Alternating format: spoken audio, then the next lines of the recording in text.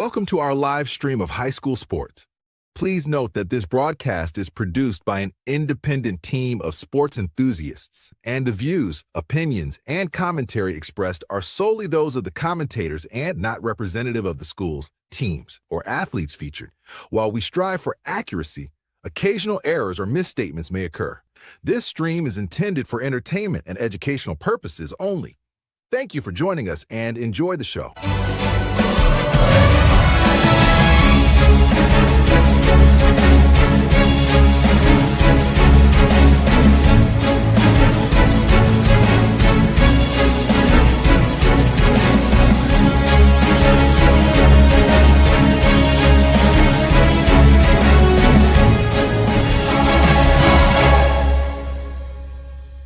Yeah, come on, let's go. Hey, you ain't never seen nothing like this. Ain't no telling how it might get. It's the hypest right here. High school sports at its finest. So many highlights, you have to rewind it. Hey, Stream City, let me just remind you. The heart of a lion, the team full of fighters. So many stars on the field, it'll blind you. They're giving everything they got till the time's up. Yeah, legends in the making.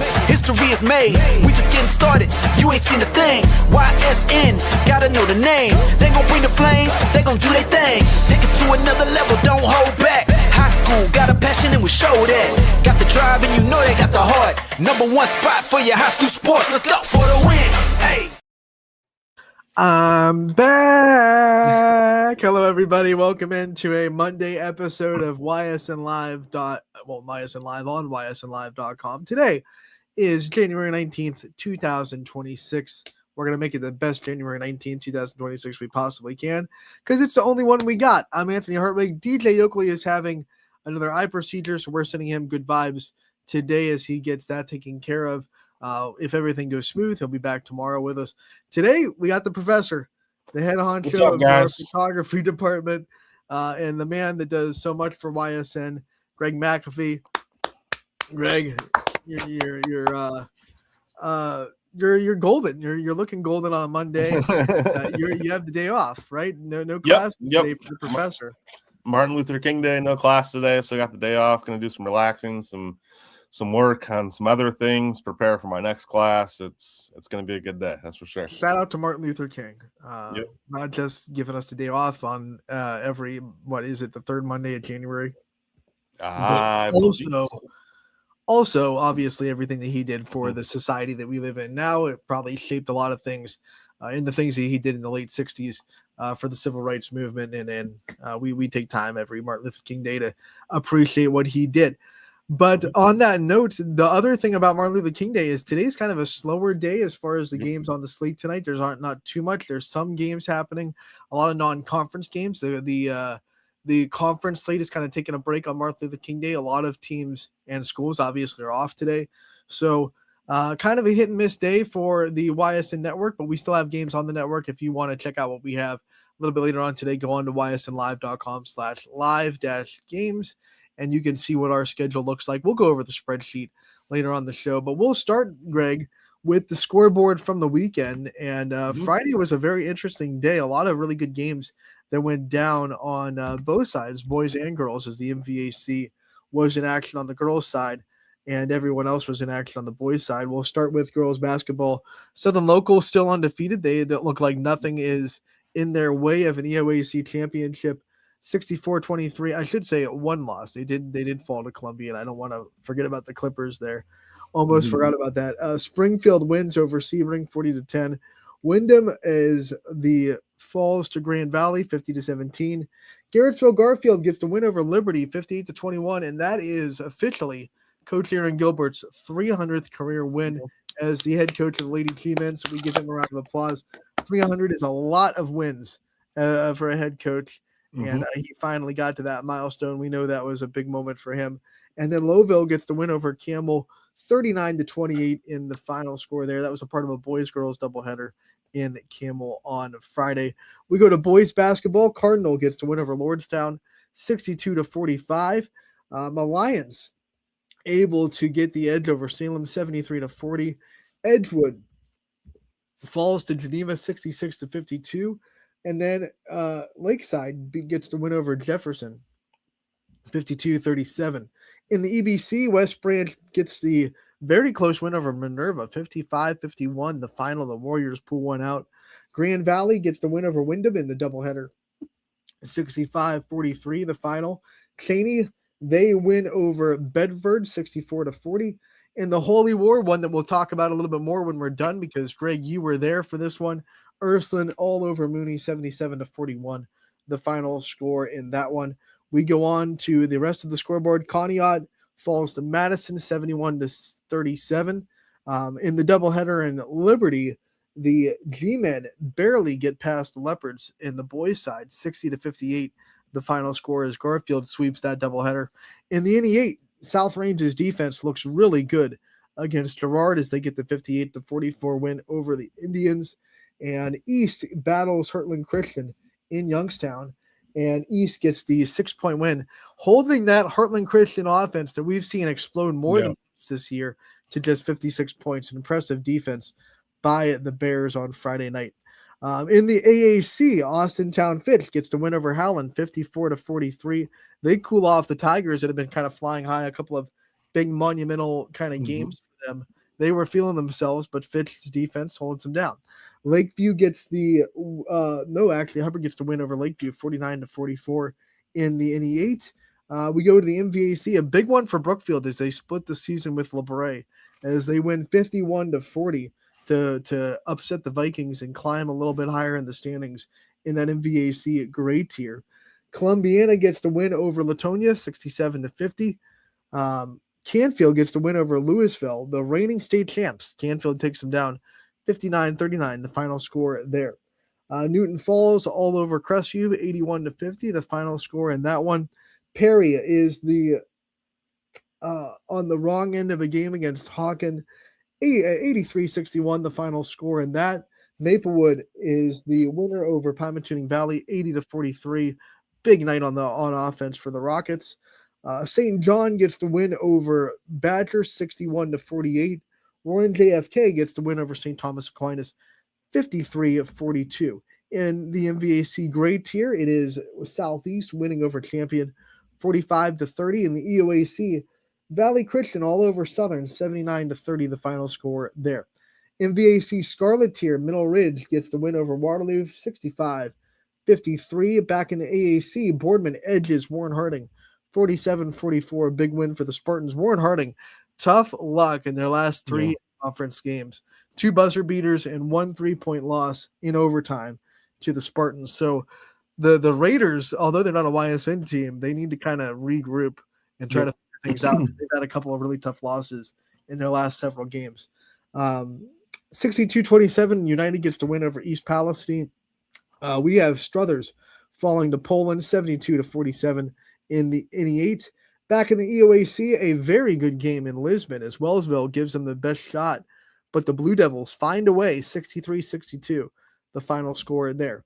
McDonald sweeps Western Reserve with a 60-44 win over the Blue Devils. East Liverpool falls to Indian Creek by 1 point, 43-42. Beaver Local is the winner over Brooks, 60-54, the final score in the Beaver Dome. Campbell wins that doubleheader as they split with Lowville, 62-59, the final score on the boys' side between those two. Mohawk is the winner over Riverside, 74-45. Beaver is the on the wrong end of a close one against South Allegheny, 41-38. Last but not least, Springfield sweeps the boys-girls doubleheader as they get the win over Sebring by the final score of 53-21. So a lot of scores coming through on Friday. I will take a little bit of a breath. Greg, what were some of the biggest takeaways that you saw on the scoreboard from Friday? Let's start with the game that you were at, obviously. Okay. Runs away with that Holy War, and it's once again Noah Bell and Jalen Gunther doing a lot of the heavy lifting on offense. Yeah, I mean, Ursuline is just having kind of one of those special seasons. Obviously, they kind of reload year after year. They always have some talented players. This season's no different. Like you said, Noah Bell, Jalen Gunther have really kind of led the way. If it's not one of them, it's the other one, and sometimes it's both of them. On Friday, it was Noah Bell just caught fire late in the game.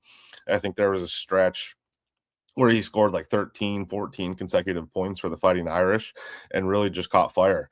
He hit 3 straight threes as part of that little mini run for himself, finished with 35 points, and just really impressive. I mean, they have the ability to kind of play in a bunch of different ways, whether it's, pressing their opponents, or it's, playing a zone, or, running the floor on offense, things like that. They have guys all over that can make shots, make threes, and Gunther is kind of the guy that makes everything go. And Noah Bell is kind of, they're Batman and Robin in a way, or you can have, two Batmans. It's Batman and Batman. You never know who's going to kind of pop off. Friday night was surely Noah Bell's night. He had a really, really good performance, obviously caught fire, like I said, in the second half, and just kind of led the way. I mean, it was a little slow at first. I think it was pretty low scoring in the first quarter, from what I remember, and then things kind of opened up. But Ursuline just has a real special team this year, and they're kind of putting everything together. I think they only have 2 losses. So they're definitely a team to watch as we kind of move forward here. I was going to say, I don't think either of those guys were Robin. No shade to Robin. Yeah. That's why I corrected myself. I was like, both those guys are Batman tier. There have been games this year where they have both like combined with like 80, 85, 90% of the Ursuline offense. I think there have been plenty of games where they both combined for over 70 out of 85 points. When you look at that, like, do you think that, I mean, obviously those two are very special. They're going to be hard to slow down. Do you think, like, how dangerous could Ursuline be if they find that, like, that third guy that can score 10, 15 points and just add a little bit, maybe so it's like 70 or 65% of the offense comes from Jalen Gunther and Noah Bell? See, I don't think they really, like, the way their roster is set up right now, they don't really need a third guy. I mean, Jalen Gunther and Noah Bell can really go off on any given night, and they have a bunch of really good role players throughout the roster. Like, they have a bunch of shooters on the outside. Alex Simon is the guy that always kind of pops off the page for me. They have, I believe his name's Eddie Barnes down low in the post, a big guy who can kind of protect the rim. I mean, I think he had 2 or 3 blocks in the first 5 minutes of the game on Friday.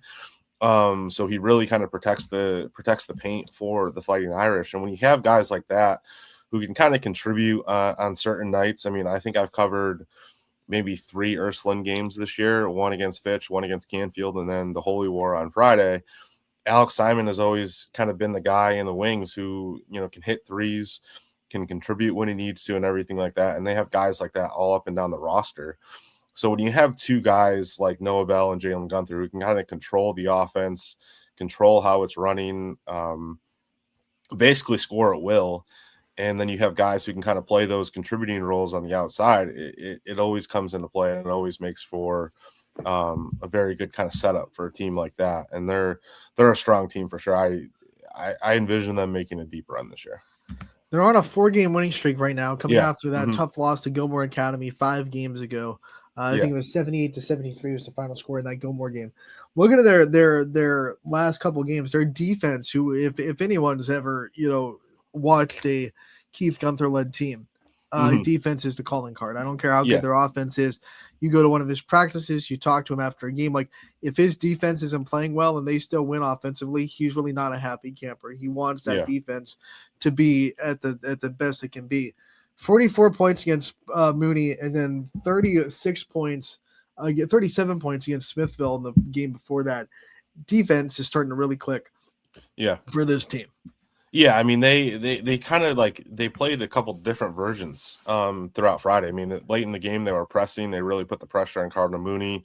They kind of dropped back at first, and they were kind of, playing man-to-man and everything like that. And Barnes was, protecting the paint with the blocks. And, if you go look at our Instagram, you can see a couple of the photos where he just kind of skied high and rejected some layup attempts and things like that. And they just played really good defense. They put the pressure on Cardinal Mooney. Mooney never really seemed comfortable throughout the game, and they were kind of really able to control things, control possession throughout the game. And it was definitely a 2-way game for the Fighting Irish. And I mean, obviously the scoreboard shows at the end of the night. Looking at the stats, I just want to put what Jalen Gunther and Noah Bell are doing in actual perspective with the numbers. Jalen Gunther is averaging 30 points per game. Yeah. And Noah Bell is averaging 23 points per game and almost 10 rebounds. So he's almost averaging a double-double. It's like it's video game level numbers what those two are putting up. Yeah, I mean, I remember being at the paper when I think Jalen was an eighth grader. And you see like the updates on Twitter come across. Oh, Jalen Gunther popped off for 40 points, 45 points tonight, 50. I think he scored 50 at some point. I could be wrong there. It was a couple years ago. But you knew what they were going to get in him. You knew how talented he was. And, when he has the ball in his hands, he controls the offense. He makes sure everything goes. And him and Bell work so in concert with each other that like they don't care if one of them's, going off. Like on Friday, Jalen understood what was going on, like how hot Noah was that night, and he was kind of just, letting them take over and feeding him the ball. He was calling out plays to make sure Noah was kind of involved in the offense consistently enough, and he's always going to get his. I mean, he can get to pretty much any point on the court. He has a great mid-range game with his jump shot. He can get to the hoop, and I mean, there was one point, if you look at the highlight on our YouTube or on IG, where he pulled up from 10, 15 feet behind the 3-point line and just drained it. So And he can get his.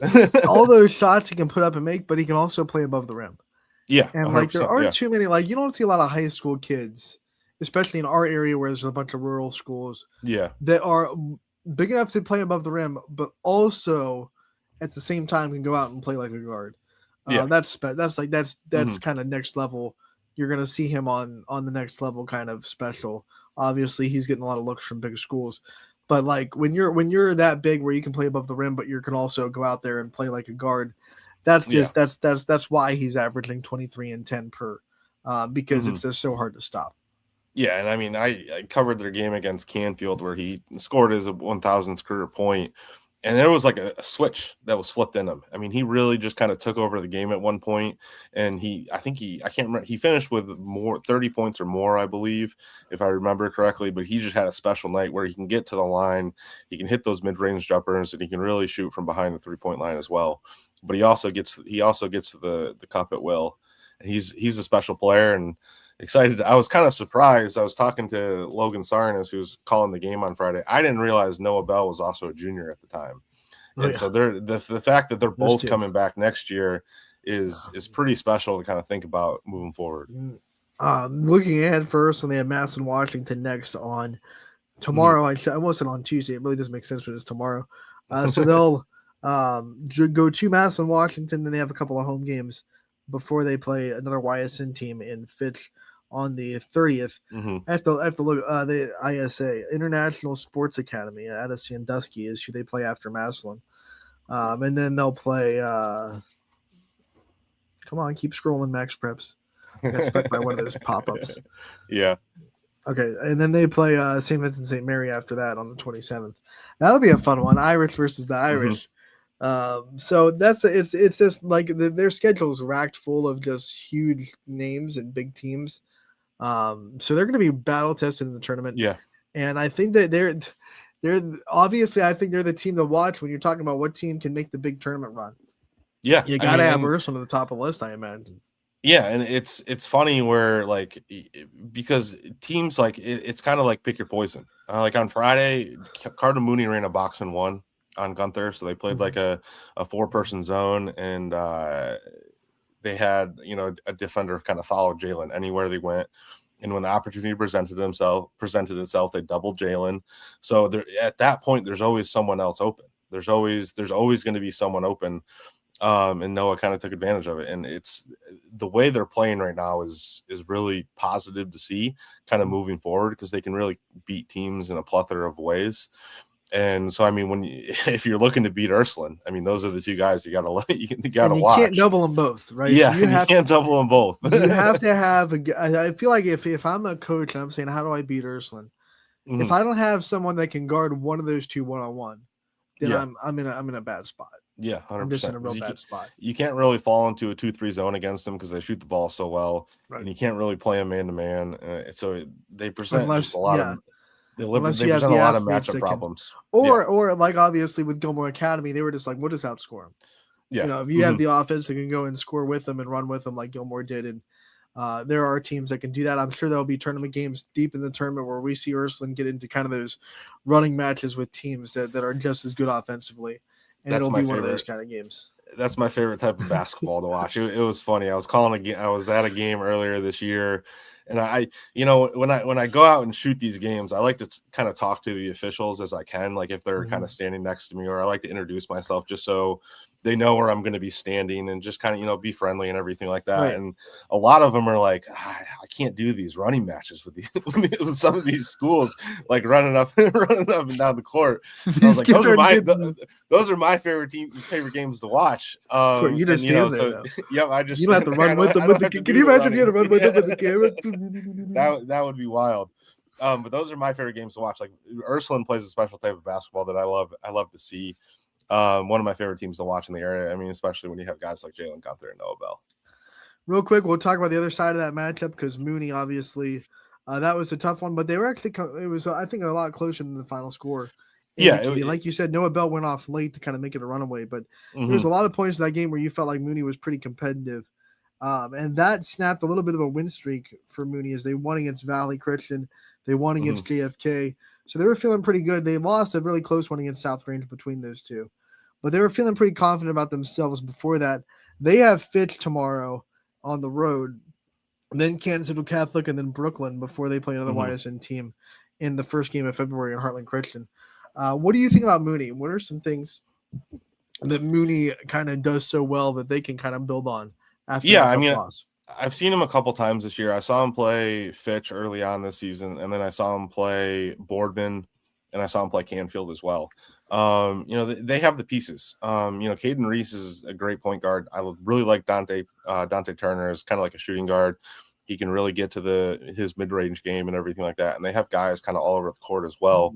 They have size down low. They have guys who can shoot on the outside.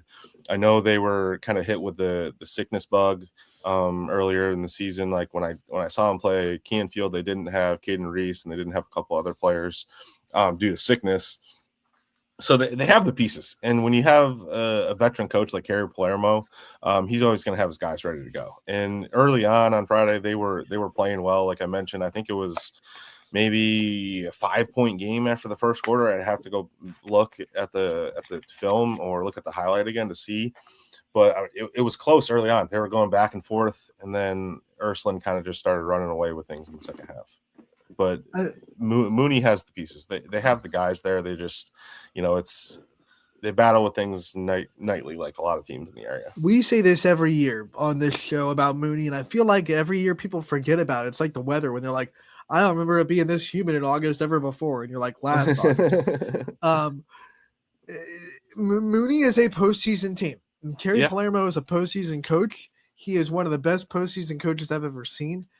I don't care what their record is. They go into the postseason a new team, a dangerous team. They know how to win in the postseason. They know how to put themselves in positions to win districts, to get in the regionals. That's all they're doing. That's all they're doing with this schedule is they're saying, what can we do to play into deep into February, into March? They're good at it. And I'll never kind of poo-poo on Mooney during the regular season. Yeah. No matter what kind of struggles they have, they're always that team that kind of finds a way in postseason. Yeah, and because they can play in a plethora of different ways. They can play defense. I mean, I remember a couple years ago where they went on their run. They were primarily a defensive team in the playoffs. They just shut teams down, and that's how they kind of made their run. I can't remember how far they went off the top of my head. It's it's been a couple years for me. But they're always ready to go in the playoffs. And I mean, a loss like this to a team like Ursuline, it's like, all right, let's chalk it up. Let's look at the film. Let's erase it. And let's move forward and kind of get ready for the next opponent. I've seen them play well multiple times this year, so I have no worries about Mooney at this point in the season. That's for sure. February 13th, it is the rematch, and that one will be at Mooney between these two teams. Holy War is always a 2-game thing in every sport except football. Obviously, they play each other twice, so we'll see that matchup again in February on the 13th in Mooney. And I do got to say one more thing before we move on, if we are moving on, but the atmosphere in that gym on Friday was absolutely electric. And I kind of mentioned it at the beginning of the year when I came on here and we were kind of talking about different atmospheres and everything like that. But basketball is one of my favorite sports to cover because of the atmospheres you get in different gyms around the area. And it was absolutely electric on Friday. Both student sections were going loud. They were going crazy. And that's what you like to see in rivalry games like that. You like to see the gym packed. I kind of had to move around at different times throughout the game, try to find a spot to shoot photos. But it was fun to see. So I'm looking forward to that. We need more of that. Like, let's be honest. Yeah, like, we need more of 100%. that in high school basketball in the local scene. Like calling out communities a little bit. Like that atmosphere is possible, and when a basketball atmosphere is done right, I think Greg's absolutely on point. It's the best there is. Yeah, but we just need more of it. Like we need more student engagement to come out and not just be at the games, but be engaged in the games. We need these communities to like.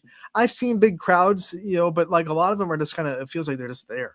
Yeah, we need that atmosphere back in high school basketball in the big picture. I know there are schools out there that do it. Like bravo to you. There are definitely teams that. So I'm not a blanket statement. Of course, don't want people to be like, well, we have a great atmosphere. Like this is a generalized statement, but I feel like there's a lot of we need it more consistently. We need that atmosphere more consistently in basketball. I like those atmospheres where if I'm talking to someone like standing right next to me, I gotta get like right next to their ear to like it's say not what because I'm trying they're to blaring say. music over the people. You got the band playing, you got the crowd Like, going crazy. Yeah, it's those are the fun atmospheres I like to be a part of for sure. So we'll go back to this scoreboard. A lot of close games on Friday, Greg, and I want to talk about the parity in basketball this year. Do you see, you've covered basketball obviously a lot this year, first year for YSN, but you've covered it. Do you see like a difference in parity this year? I feel like it's just a feeling. Like I don't have numbers to back this up. I haven't gone and done research or anything. No journalism here. Don't worry, we're not pros yet. But do you feel like there's a little bit like more parity this year than maybe in a couple of years past? What do you mean by that? Sorry. Like we're seeing more closer games. We're seeing more competitive conference, runs. We're seeing more. We're just seeing more kind of equal teams out there. We're seeing a lot closer games. And I feel like there's more teams that like feel like they can be beat any given night. I've kind of seen like throughout the games I've covered this year, I've had a mix. I've had a mix of blowouts. I've had a mix of really close games. So it's kind of been up and down for me. I mean, some games are, blowouts. Some games are really close. I mean, like the game on Friday was obviously a little bit of a blowout, but the energy was always there. The atmosphere was always there. The speed of the game was consistent throughout. But I think you're right, Anthony. I think you get teams that are kind of maybe surprising teams on different levels. Like the Canfield Mooney game I covered earlier this year. Canfield came away with a win. Obviously, Cardinal Mooney was a little bit shorthanded, but it was still the energy was still there. But I think it's on any given night, any team can win a game. And so I think you see that throughout the area. You see a lot of close games. Boardman, obviously Harding's played in a couple of close games. Boardman's been in a couple of close games as well. But any given team on any given night can win a game here in the area. And I think it shows to, the basketball talent we have here. But I obviously think there are some top teams that have been able to pull away from their opponents. I mean, one team that has stuck out to me throughout the season is McDonald. I saw him play Girard when you were calling the game a couple weeks ago before the holiday, and they have people all over the court that can make plays. Drew Zajac, Casey Miller, Joe Capizzello, if I hope I pronounced that name right, and a couple other guys. Brandon Emmerich is another guy. So they're a team that has kind of stood out to me. But I mean, any given night, any team can win, and it makes basketball fun in the area. Even McDonald's is undefeated right now. They've found ways to win, but there have been games where it's like they're close. It's close. Yeah, it's close. They're not blowing people out. I feel like there's not one team this year, and this is no shade, but I don't think there's one team this year that feels almost unbeatable. Where well, no one's going to touch them, especially on the boys' side. Girls' side, there's obviously a couple teams that kind of look like, especially in the conference, there's just no chance that anyone's going to really be able to get a hand on them. But on the boys' side, it just feels like there's no team that looks like so much better than everybody else that they're just kind of up here. Even Ursuline, who we just talked up for 15 minutes, they have a couple losses on their schedule, so they've kind of had some chinks in their armor. McDonald's undefeated, but like I said, they've had some teams that have gotten really, really close where they weren't necessarily dominant over them. So I just feel like the gap is closed a little bit this year. Yeah. Maybe I'm crazy. No, I think so. I mean, I think you see some results this year where they're closer than you may have expected, and things like that. And so, I mean, like I said, any given night, I mean, that's why they play the game, right? I mean, you take the court for a reason, and you play you play 4 quarters for a reason, and you got a lot of decent teams in the area that can win on any given night. I mean, Harding was a team that was riding high at the beginning of the year, and now they fall to Howland, they fall to Fitch, and now they fall to Boardman in overtime. So you got teams that are being competitive, trying to turn things around. Mineral Ridge is another team that's I think they're a team to watch kind of later in the year. They got a couple guys on the outside that can really shoot the ball, and then they got some size on the inside too. So they're going to be another team that's competitive night in and night out. Yeah, I'm looking at the scoreboard. I'm counting. There were 13 games on Friday alone that were under 10 points. And my estimate, if you're under 10 points, that's like, okay, it's close, it's competitive, it's right there. 10 points plus, you're starting to get a little bit more like that team was dominant. And I know not everything's equal because some teams run away in the fourth quarter, but that's like my gauge right there. So like 13 games on Friday were less than 10 points. And I think not eight or nine of those were, I flipped off the page, 8 or 9 of those were one possession games where it was like right there down the wire. I feel like last year there wasn't a Friday where you could say that there were 13 games that were 10 minus points, or it feels like the games are a lot closer, a lot better this year.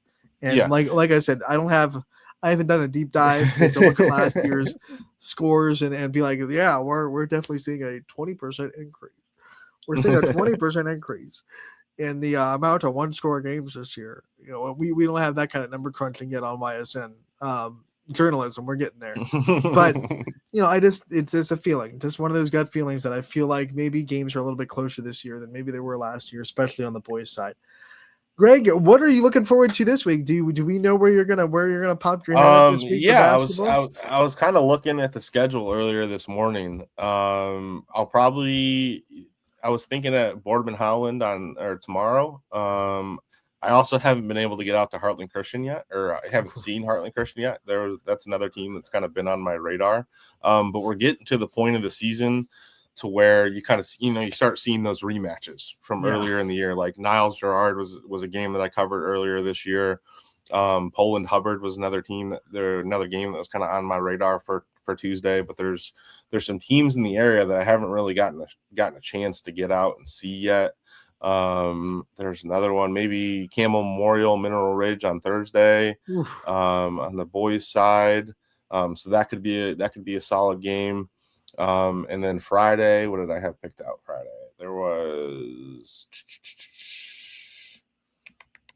I haven't seen East yet. East was another team that I wanted to see. And then I've also wanted to get up to Akron and see Hoban play. I haven't seen Hoban play yet. So that's another team. That. Yeah, I got to get a little travel inside. And then obviously I've been trying to get out to some wrestling matches and things like that too. So I haven't really solidified my schedule, but those are a couple of things that are on my radar. I'm really looking forward. I was talking to Chris Galucci maybe middle of last week, the week before, about getting up to the state tournament for the wrestling this season. It's one of my favorite things to do. I got to do it a couple times when I was at the newspaper in the area. I love going up there. I love the chaos. I love all the moving parts. I love shooting the photos. So I'll definitely be up there for that. That's something I'm looking forward to. Last year we had 30 plus wrestlers, some boys and girls combined, get to the podium in state. So I think this year you'll have plenty of people to shoot. If things keep going the way they're going. And Wrestling Wednesday in a couple of days, we're going to have Trevor McElhaney from Crestview be our special guest this week on Wrestling Wednesday. So don't miss that in a couple of days with Gary Altizer. Greg, I want to talk about not instant replay in the NFL this weekend was crazy. And we're gonna dial it down to our level first, because I feel like replay and video broadcasts have been great for the sport, but terrible for the fans. It's made fans kind of unbearable to kind of listen to, because they take everything, like they take screenshots and they zoom in, like, look at this, look at how the ball is rotating in this, like, one screenshot of the TV broadcast. It's we've gotten out of control with how we take video and replay. I think as fans, I think it's gotten nuts. Greg, what do you make all the highlights? You've seen our social media explode in a couple of games with some close calls that were 50-50 calls for referees, and people have dissected them on the video. What do you think? Obviously video replay has done wonders for the actual sport. I'm not going to sit here and say video replay is bad for the sport of football or the sport of basketball. But I feel like for the fandom, we've kind of gone crazy with video replay. Do you feel that too? So here's my stance on it. And first I want to say this, because we've had our conversations within our group chats at YSN and things like that, where we we discuss some of the things we've talked about over the last couple of weeks. So first I want to say this: being a referee at the high school level, being an official, is hard enough as it is. I mean, everyone's human. Everyone makes mistakes. It's a very hard job, especially when the fans get involved, especially, when parents are screaming at them. And, I've been to probably over 1,000 games in my journalism career, covering high school sports, covering professional sports, covering collegiate sports. And, the one thing that continues to pop up when I cover high school athletics is, the comments that are made to officials night in and night out. It never fails to appear at some point. Being an official is hard. And decisions are hard, and calls, everyone makes mistakes. Like I said, as far as the instant replay goes, it's a technology thing at this level, because not every school district or anything like that has the funds to be able to put things in place to where referees could benefit from instant replay. And like we said, mistakes are made. I mean, we talked about that Holland Warring game for I don't know how long, and I think it's close to 200,000 views on our Facebook page right now, and it's been shared multiple times from other pages and everything like that. And so everyone kind of dives in, like you said, Anthony. Everyone kind of dives in. They want to make their own opinion on the call and everything like that. Some of the opinions are right, some of the opinions are wrong. But the call was made, the play was made, and the result is what it is at this point. And when you have the technology in place, that's what I love about our company, is that we have the technology to kind of provide the conversational points for some of these things. Like as soon as I can't remember who called Sean, as soon as Sean told us kind of what happened, I was like immediately into our library of content, cut up the highlight, because it creates conversation as well.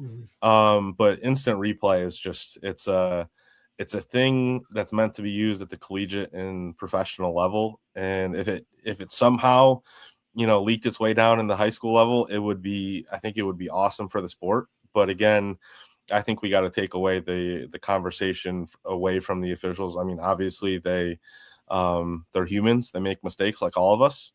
No one is perfect at their jobs. And it's tough. It's a tough job. That's all. I mean, replays it kind of adds to that as well. Here's the crazy, even with replay, if this weekend has taught you guys anything, and this is every year, it feels like in the NFL playoffs, I thought it was just Chiefs hate until the year that we're not in it, and it's still just wild.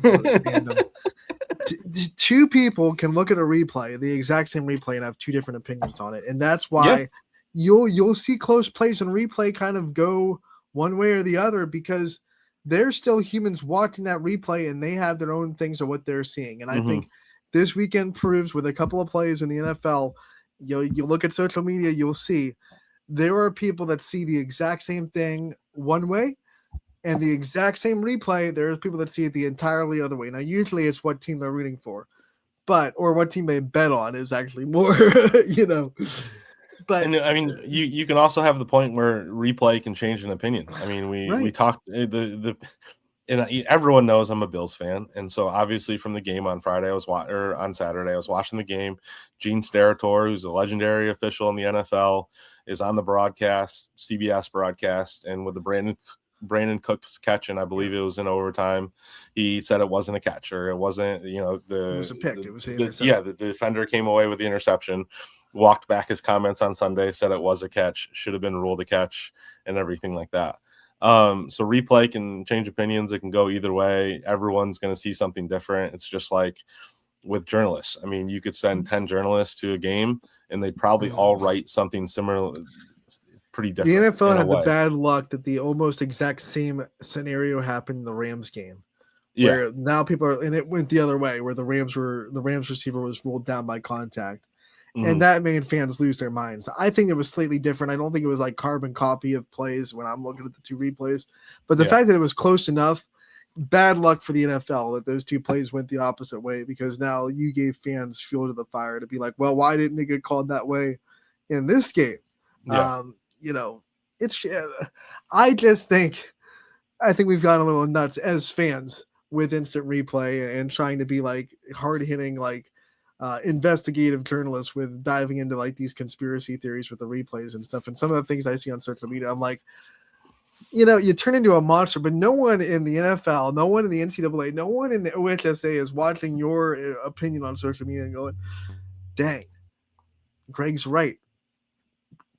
We better change that, like nothing you say on social media will ever change the call or the result. Like, I don't know. I see some like monsters on social media on the replay, and I'm like, yeah, I get you're upset. Like it was a tough call, but like at the same time, I'm like what are you doing? You're absolute, like you're going on this monster tirade where your horns are out, and not your like Greg, but like you're in the.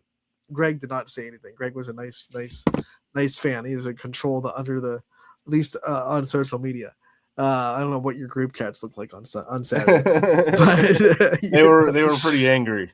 Like guys, let's take a little bit of a chill pill. In my opinion, I think, and I thought, like I said, I thought it was just Chiefs hate in the last 7 years. I thought people were just, because it always happened. Every Chiefs game there was some play or some replay, and it was, but it's not, because Chiefs aren't in the playoffs this year, and they're still going crazy on every game. It feels like there's one call that people want to dissect and say, well, this wasn't this. And even in the Bills game, not outside of that interception, people were like taking screenshots of the end zone. There was holding in the end zone, but like the angle is not down the line at all, so you cannot say that guy's in the end zone just from that angle, which is crazy. It's just, I think we've gone a little bit too far with how we react to replay and these technology on social media, which is nature of the beast. When you're having 100 cameras on, obviously that gives fans the tools to see what I would be really interested, because like I wasn't a fan or a serious football fan until replay was a thing. Like challenges were a thing. Like I was like 10 years old when challenges became a thing. So before that, I obviously wasn't on social media or anything like that. I would be really interested to see like how fans in the early 90s reacted when like the TV replay was there, but challenges weren't there. So you could see that a play was wrong, but the call still stood. I wonder if they were still as crazy about it, or if it kind of just went by the wayside more because like, hey, there's no challenge. We can't do anything about it. Yeah, it's just what it is. It's just like with I'll compare it to something else here. It's just like with social media in general, and the passing of information. Like, way back in the day when news wasn't like instant, right. People didn't react. Like you couldn't go out and like share your opinions. There wasn't like a medium for that. And now you have social media and everything like that. And so as soon as, someone sees something, they can go out and like, oh, this wasn't a catch. This was a catch, blah, blah, blah. It shares, it's you have the information at your fingertips, so you can dissect it on your own, formulate your own opinion, and share it where you need, and share it where you want to share it. And it's, so I think that's where it comes from mostly, is like just the ability to, because if there was no social media, you and I would be sitting at home, Anthony, screaming into a void, into the four walls of our house. No one else would know what our opinion was at that time, unless you texted someone or called someone. Call your neighbor. I'll tell you what, man. Which I'm sure a lot of people did in the early 90s and late 80s. I'm sure there were a lot of angry phone calls to their. A lot of those. I remember back in the day, those like three-way phone calls were like the thing, where you'd bring someone else on. Yeah, and you could talk and like three different people talking at the same time. Probably a lot of group phone calls after football games back in the late 80s and early 90s.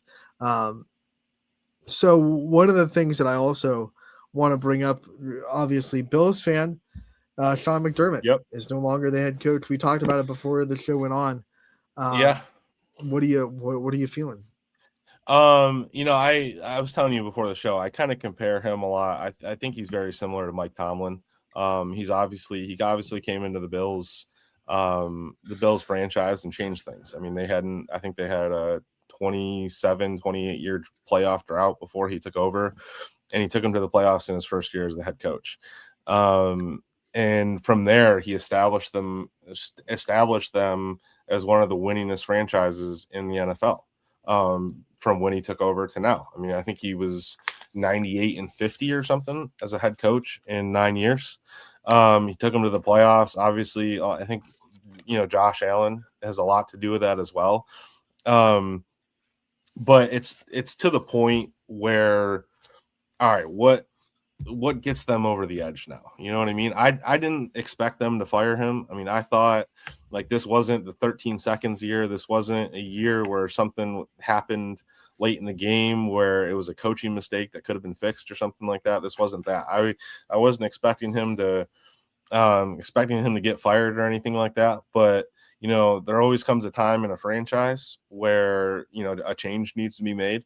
And to get a franchise over the top, I saw something earlier today before we actually came onto the show where it was, the Buccaneers fired Tony Dungy and hired John Gruden and won a Super Bowl shortly after.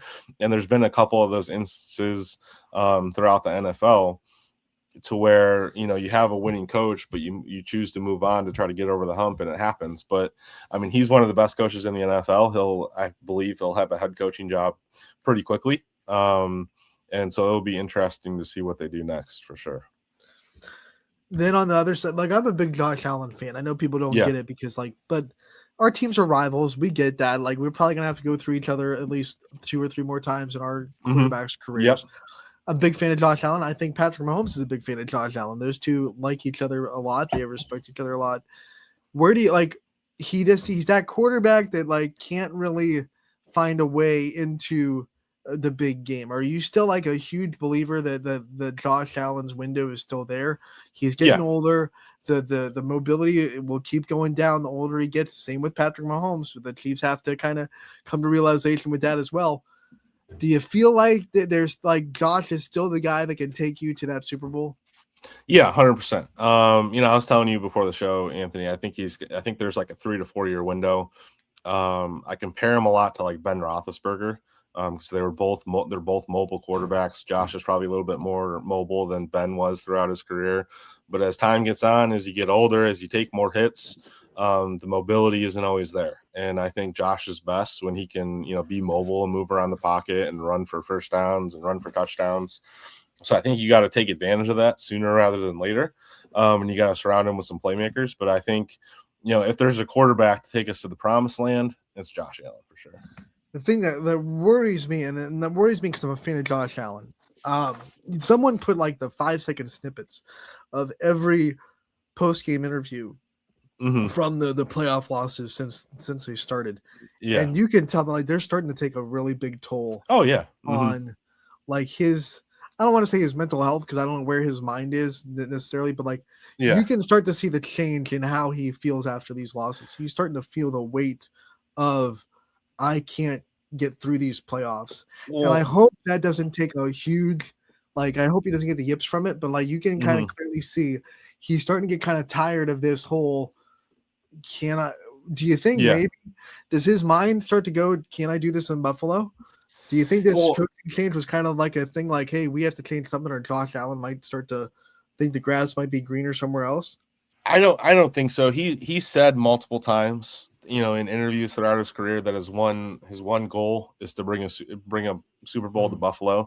I think he wants to get it done here. I think what you see in the interview from Saturday is that this was, you have all of these games, kind of all the playoff games over the last couple of years, kind of leading up to this one. And the one thing I was saying to my friend that I was watching the game with, I was normally at the end of the game, Josh Allen doesn't have the ball in his hands. It's the defense. You know what I mean? That's too and good. And tonight on Saturday it was, all right, Josh has got the ball in his hands. Second possession in overtime, they stopped the Broncos. It's his job to go down and get a score. And obviously there was the call and everything like that on the Brandon Cooks catch. But he also threw 2 interceptions. He also fumbled twice. I mean, it was the game was on his shoulders and they kind of fell short in a way, if you know what I mean. So I think it kind of weighs on him a little bit more in comparison to like 13 seconds where he throws 3 touchdowns to Gabe Davis and, you know, gives his team the lead with 13 seconds left, and the Chiefs go down and score to put the game into overtime. And then there was the whole overtime rule at the time, which changed. But you kind of saw that over the course of the last couple of years, and this was the year where it's all right, like I'm in position to go win this game for my team, and then I'll get it done. So I think that weighs on you a little bit more than in years past. Yeah, and that is 2 years in a row where he had the ball with a chance to. Last year was to tie or take the lead. This year, obviously, was to win it in overtime. But, you know, I don't think it's necessarily fair to say, well, this one possession is because not everything's on Josh Allen. You know, that throw was pretty good. I think Brandon Cooks had a chance to catch it. He let the ball bounce off his. I think he did catch it. I think he did let catch the ball it. bounce off. Well, I saw the replay. He had a chance to catch it more. He had a chance to catch it more clearly, right? He could have not let the ball bounce off his face mask, because if you saw it hit his face mask first before he caught it, and then like, hey, don't let the guy rip it from you, and it's yours. Like, secure the ball. That's not on. My point is that's not on Josh Allen. It's a perfect throw right to his face, right? Like when it hits your face mask, and you still can't catch it. I got catch it securely. What do you say? Like that's a pick on Josh Allen's mark, but it's not Josh Allen's fault. Yeah. And even the second fumble, I don't know if I think the second fumble, your left tackle gets smoked. Not Josh Allen's fault. Like, he had no time at all, and he gets hit from behind. First fumble, your fault. You can't be running around like this. You can't be running around like Mike Vick. You're not Mike Vick. Sorry. Yeah, it's tough. It's tough. It's tough. I think it is tough. You know, I come from a family where, like, so how I became a Bills fan, obviously I'm from Western New York, but my grandparents had season tickets, throughout my life. My uncles went to all 4 Super Bowls. My grandpa went to all 4 Super Bowls. I think my mom went to 1 or 2. So I kind of grew up into the misery. I grew up into Rob Johnson, Doug Flutie, Drew Bledsoe. I grew up through all the dark times of the Buffalo Bills. The miracle in Minnesota, the Minneapolis, or whatever. Is it?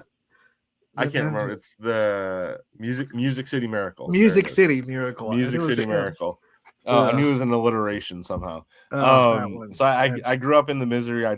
So it's nothing I'm not used to. It gets old after a while, but I have positivity that I think that they will get it done at some point. Some point will happen.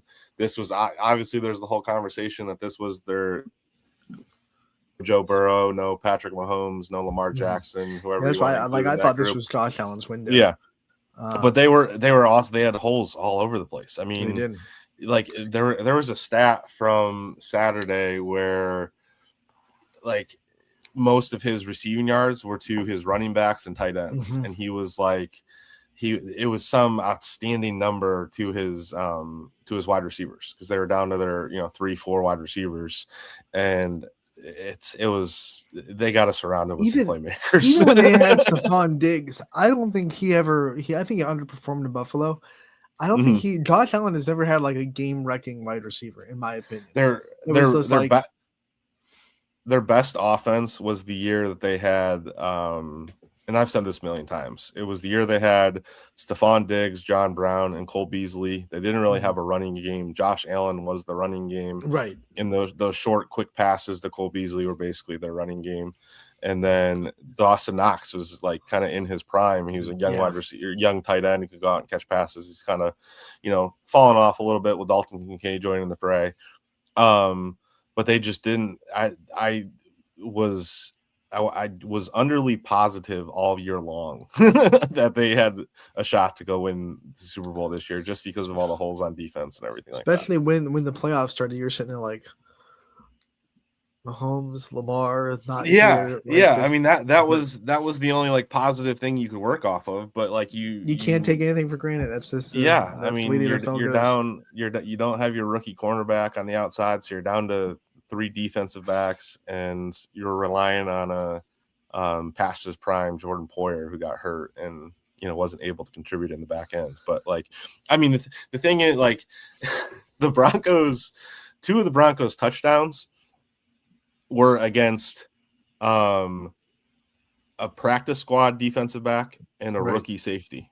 Dane Jackson came in to fill in for, I think it was Trey White, and Bo Nix targeted him right away. And then I think their first or second touchdown was on the safety. I can't remember his first name, Savage. And just, I mean, so what can you do, Anthony? It is what it is. Season's over. We're into the off season. I'm gonna be positive from here on out. One more Bills question, then we'll go to our Spark, which we'll probably go back into local like we like to do here at YSN. Yep. But if the Bills franchise ended right now, like if for some reason it imploded, which God forbid, it would never happen, but like hypothetical, what quarterback means more to the franchise, Kelly or Allen right now? Because neither one of them won a Super Bowl, but obviously Kelly went to 4 straight, had that big run. Yeah. Josh Allen has been like on top of the world, been one of the faces of the NFL. I don't think Kelly was one of the faces of the NFL back in the 90s, even as good as he was. I feel like there are other superstars.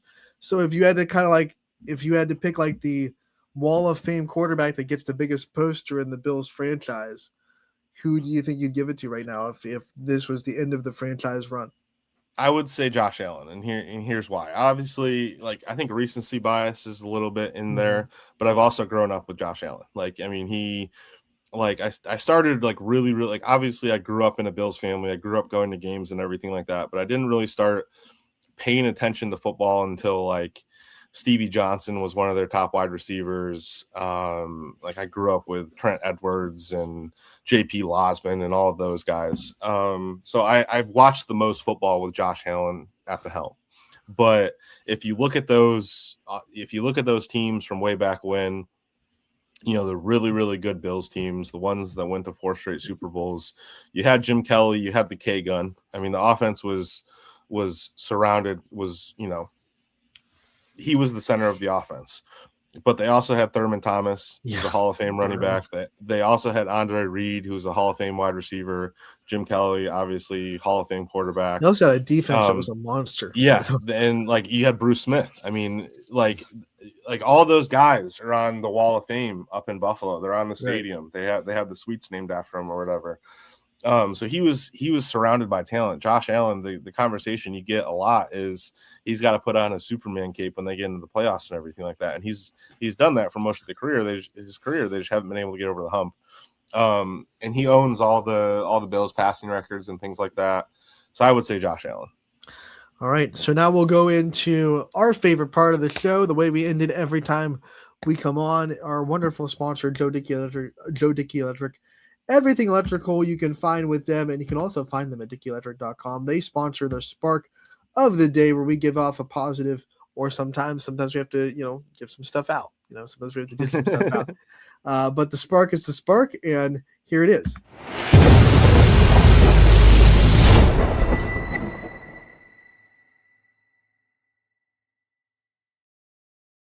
All right, Professor, you get 1 spark a week, so you better make it count. What's your spark today? All right, you gotta you go first, Anthony, because I haven't done this before. Okay, well, you're usually out before the end of the show. I'm usually out before this.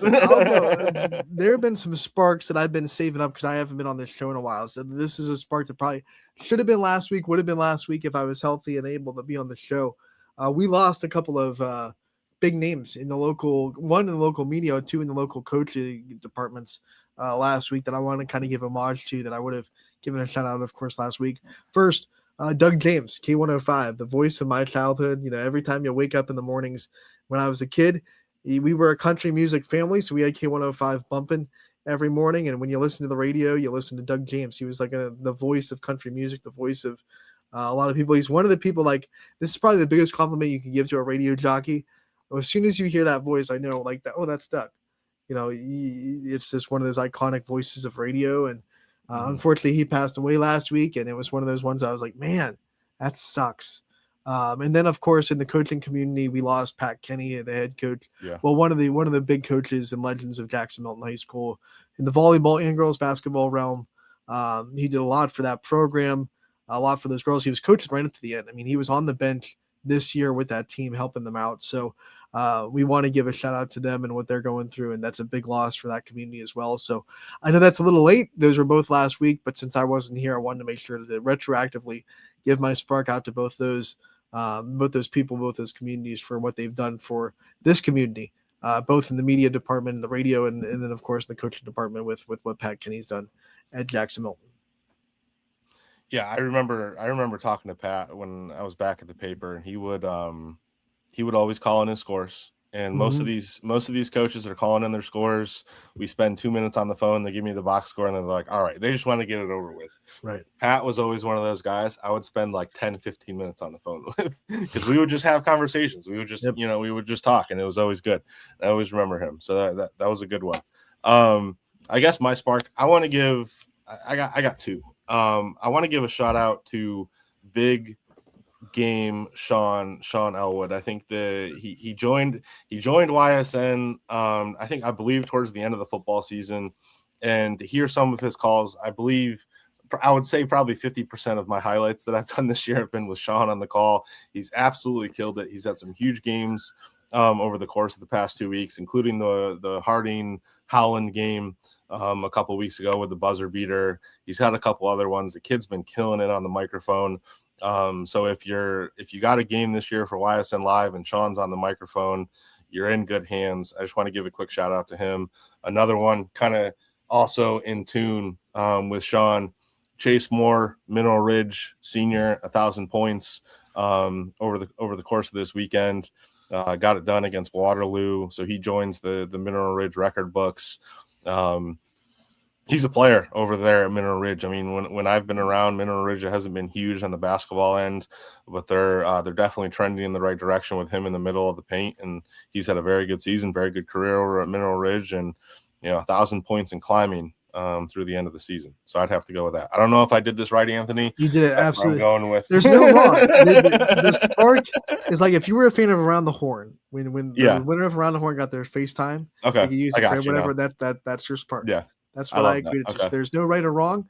Whatever's on your heart, brother. Whatever's on your heart. That works for me. That's a great spark. And by the way, Chase Moore, the 10th Mineral Ridge player to achieve that feat in their long basketball history. He's a monster. He's just a monster inside. I wouldn't want to deal with him. I wouldn't want to get in his way. I'd be doing that old Ole right to the go. Ole, good go, man. You can go get the layup. I'm not putting my body. I'm making the business decision, not putting my body on the line and getting in your way. Greg, great show, buddy. Thanks for staying with us for the full hour. Thanks for having me on. I appreciate it. Martin Luther King Day, you're off, and we're off too. So, once again, check out the game schedule tonight. It's a little bit sparse compared to most Mondays because of Martin Luther King Day, but there are still games on the network. Sean Elwood is in action, so maybe check him out. And you see Greg out there, give him a little bit of a holler, give him a little bit of a fist bump when he's on with the camera out there. And we'll see you next week, buddy. We're moving to Tuesdays, right? Yeah. I'm going to be on Tuesdays now. I got class 12:30 to 1:30, so the schedule's a little bit tight. Driving over to Mount Union, so I'm going to be on Tuesdays moving forward. Tuesdays with Greg McAfee going forward. We can't wait to see you next week, buddy. Thanks for the time. And for all of you, thanks for watching. May the sports be with you, everybody. YSN thanks you for watching this presentation of your sports network. For stories, stats, and more, go to ysnlive.com.